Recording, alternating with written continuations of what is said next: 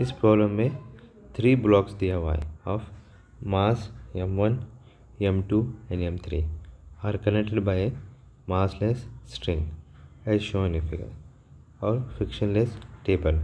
They are pulled with force T3. T3 40 Newton's apply हुआ है T3 पे. तो if m1 10 kg, m2 6 kg and m3 4 kg, the tension T2 we have to calculate. तो अभी हमको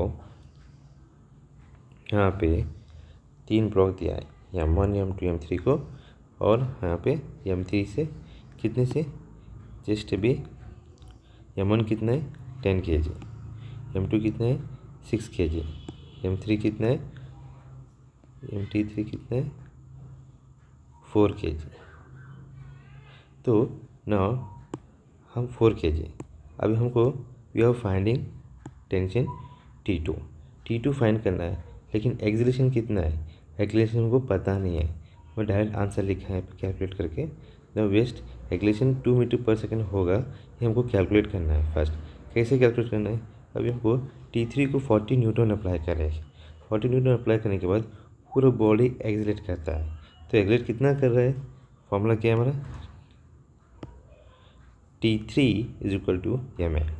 M मतलब क्या, पूरा टोटल कॉमन मास लेना पड़ेगा m1 plus m2 plus m3 is equal to A. T3 is equal to m1 plus m2 plus m3 into A. यहाँ पे ए मिलेगा. T3 पता है 40 न्यूटन, मेरा मास पता है m1 कितना है अभी हमारा, A is equal to T3 total mass take denominator. तो A is equal to T3 divide by 4 m1 plus m2 plus m3. तो T3 कितना है हमारा 40 न्यूटन डिवाइड बाई m1 कितना है 10, m2 कितना है 6, m3 कितना है 4. सब्स्टिट्यूट करने के बाद एक्सीलरेशन कितना आएगा 40 डिवाइड बाई 20. सब्स्टिट्यूट करने के बाद 2 मीटर पर सेकेंड. तो पूरा सिस्टम अभी ये 2 मीटर पर सेकेंड से चल रहा है. 2 मीटर पर सेकेंड से तो पूरा सिस्टम का एक्सीलरेशन को मिल गया.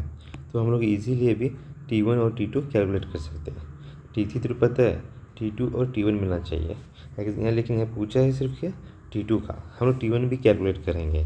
फर्स्ट T1 कैसे, T1 के पीछे मास कितना है m1. तो T1 is equal to m1 ए. आपको T1 मिल जाएगा. T1 is equal to m1 ए. तो m1 कितना है हमारा, T1 equal to m1 A. m1 कितना है 10 इज इक्वल टू एक्सीलरेशन कितना हो रहा है 2.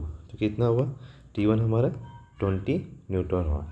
ऐसे ही सेम अभी T2 कैलकुलेट करने के लिए T2 is equal to mass into acceleration. Acceleration common to whole system. तो ये मास कौन सा आएगा m1 प्लस m2 आएगा. तो इसीलिए T2 is equal to m1 plus m2 into A. तो T2 is equal to m into A. m के total mass m2 plus m1 is equal to A. तो m1 कितना है हमारा m1 कितना है हमारा m2 6. m1 कितना है 10 प्लस 6 16 इंटू 2.